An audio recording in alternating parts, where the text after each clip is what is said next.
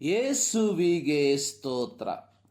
ಇಂದು 27 December 2025. ಎಲ್ಲರಿಗೂ ಸುಪ್ರಭಾತ. ಈ ದಿನದ ಧ್ಯಾನ ಭಾಗ ಆದಿಕಾಂಡ ಪುಸ್ತಕ 50ನೇ ಅಧ್ಯಾಯ 19-20 ವಾಕ್ಯ. ಯೋಸೇಫನು ಅವರಿಗೆ, ಹೆದರಬೇಡಿರಿ, ನಾನೇನು ದೇವರ ಪ್ರತಿನಿಧಿಯೇ. ನೀವಂತೂ ನನಗೆ ಕೇಡಾಗಬೇಕೆಂದು ಎಣಿಸಿದ್ದೀರಿ, ಆದರೆ ದೇವರು ಮೇಲಾಗಬೇಕೆಂದು ಸಂಕಲ್ಪಿಸಿದನು. ಈಗ ಅನುಭವಕ್ಕೆ ಬಂದ ಪ್ರಕಾರವೇ ಅನೇಕ ಪ್ರಾಣಿಗಳಿಗೆ ಸಂರಕ್ಷಣೆಯಾಗುವಂತೆ ಮಾಡಿದನು. ಆದದರಿಂದ ನೀವು ಸ್ವಲ್ಪವೂ ಭಯಪಡಬೇಡಿರಿ. ಪೌಲನು ರೋಮಾಪುರದ ದೇವಜನರಿಗೆ ಪತ್ರಿಕೆಯನ್ನು ಬರೆಯುವಾಗ ಅಲ್ಲಿ ಪೌಲನು ಹೇಳಿರುವಂಥದ್ದು, ಪ್ರಿಯರೇ, ನೀವೇ ಮುಯ್ಯಿಗೆ ಮುಯ್ಯಿ ತೀರಿಸದೆ ಶಿಕ್ಷಿಸುವುದನ್ನು ದೇವರಿಗೆ ಬಿಡಿರಿ.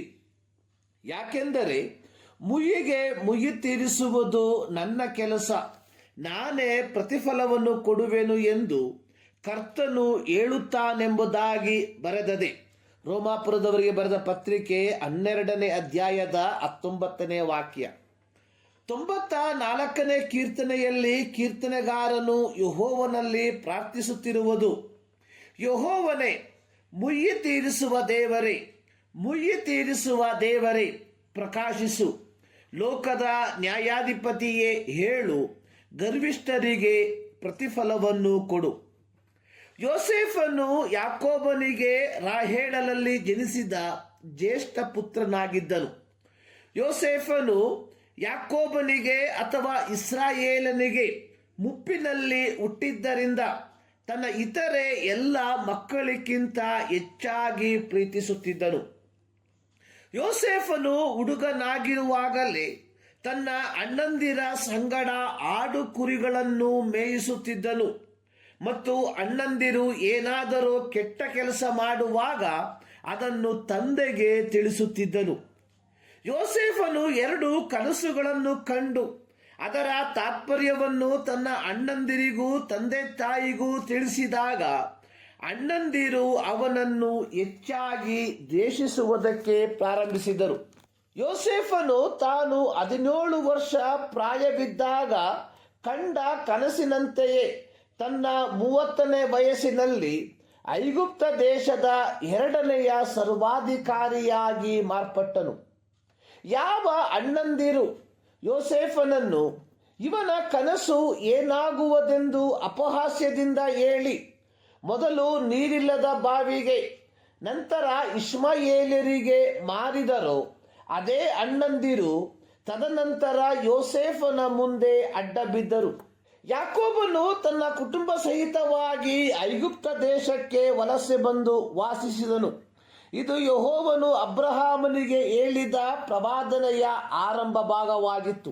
ಯಾಕೋಬನು ಐಗುಪ್ತ ದೇಶದಲ್ಲಿ ಬಂದು ವಾಸಿಸಿ ತನ್ನ 147ನೇ ವಯಸ್ಸಿನಲ್ಲಿ ಮೃತ್ಯು ಹೊಂದಿದಾಗ ಯಾಕೋಬನ ಇತರೆ ಮಕ್ಕಳು, ಅಂದರೆ ಯೋಸೇಫನ ಅಣ್ಣಂದಿರು ಭಯ ಹಿಡಿದವರಾಗಿ, ಒಂದು ವೇಳೆ ಯೋಸೇಫನು ನಮ್ಮನ್ನು ದ್ವೇಷಿಸಿ ನಾವು ಅವನಿಗೆ ಮಾಡಿದ ಎಲ್ಲ ಕೇಡಿಗೆ ಪ್ರತಿಯಾಗಿ ಶಿಕ್ಷೆಯನ್ನು ಕೊಟ್ಟಾನು ಎಂದು ಭಾವಿಸಿದರು. ಆದರೆ ಯೋಸೇಫನು ಮುಯ್ಯಿಗೆ ಮುಯ್ಯಿ ತೀರಿಸದೆ ಅವರನ್ನು ಕ್ಷಮಿಸಿ ಅವರ ಸಂರಕ್ಷಣೆಗೆ ಬೇಕಾದ ಎಲ್ಲವನ್ನೂ ಮಾಡುವವನಾದನು.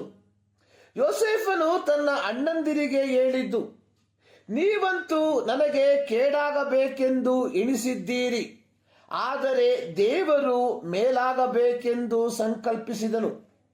ಪೌಲನು ರೋಮಾಪುರದವರಿಗೆ ಪತ್ರಿಕೆಯನ್ನು ಬರೆಯುವಾಗ ಅಲ್ಲಿ ತಿರುಗಿ ಹೇಳಿರುವಂಥದ್ದು, ನಿನ್ನ ವೈರಿ ಹಸಿದಿದ್ದರೆ ಅವನಿಗೆ ಊಟಕ್ಕೆ ಬಡಿಸು, ಬಾಯಾರಿದ್ದರೆ ಕುಡಿಯುವುದಕ್ಕೆ ಕೊಡು. ಕೆಟ್ಟತನಕ್ಕೆ ಸೋತು ಹೋಗದೆ ಒಳ್ಳೆತನದಿಂದ ಕೆಟ್ಟತನವನ್ನು ಸೋಲಿಸು. ರೋಮಾಪತ್ರಿಕೆ 12ನೇ ಅಧ್ಯಾಯ 20-21 ವಾಕ್ಯ. ಪ್ರಿಯರೇ, forgiveness is the best revenge. ಕ್ಷಮೆಯೇ ಅತ್ಯುತ್ತಮ ಸೇಡು. ಮಾನವ ಕುಲದ ಪಾಪಗಳ ಕ್ಷಮಾಪಣೆಗಾಗಿ ಜನಿಸಿದ ಯೇಸು ಕ್ರಿಸ್ತನ ಜನನವನ್ನು ಆಡಂಬರದಿಂದ ಆಚರಿಸಿದ ಕ್ರೈಸ್ತರೇ, ನೀವು ಕ್ಷಮಿಸುವಂಥವರು. ಈ ಮುಂಜಾನೆಯಲ್ಲಿ ಸರ್ವಶಕ್ತನಾದ ದೇವರು ಈ ಅಧ್ಯಯನದ ಮೂಲಕ ನಿಮ್ಮನ್ನು ಆಶೀರ್ವದಿಸಲಿ.